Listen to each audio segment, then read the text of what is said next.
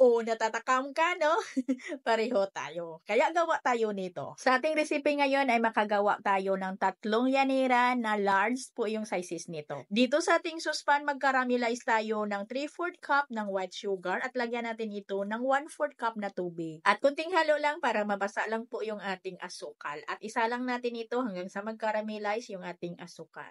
At pag ganito na yung kulay ng ating asukal ay okay na po ito. Light lang para hindi naman mapait yung ating asukal. At hatiin po natin dito sa 3 yanera. At ingat kayo mga ga, sobrang init nito. At kailangan ay madalian yung paggawa natin dito kasi ay madali lang mag-dry yung ating asukal. So dito na tayo sa ating flan mixture. Meron ako ditong 9 na piraso ng egg yolk mula ito sa large na itlog. At dagdagan ko ito ng 1 pirasong whole eggs. Large din ito. At mag-add tayo ng 1 teaspoon ng vanilla extract at 1 lata na condensed milk or 390 grams. At haluin muna natin ito bago natin lagyan ng 1 lata ng evaporated milk or 370 ml. At pagkatapos ay haluin natin ito ng padahan-dahan lang para hindi naman tayo magkaroon dito ng maraming mga bubbles or yung bula-bula ng ating mixture.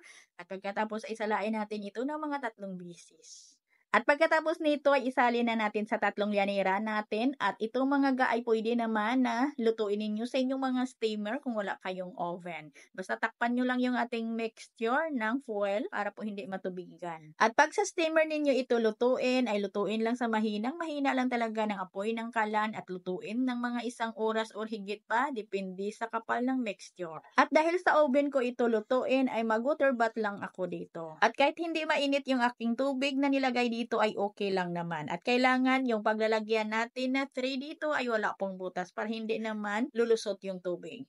At niluto ko ito sa may init ng aking oven na 140 degrees Celsius sa loob ng 1 oras at 30 minutos.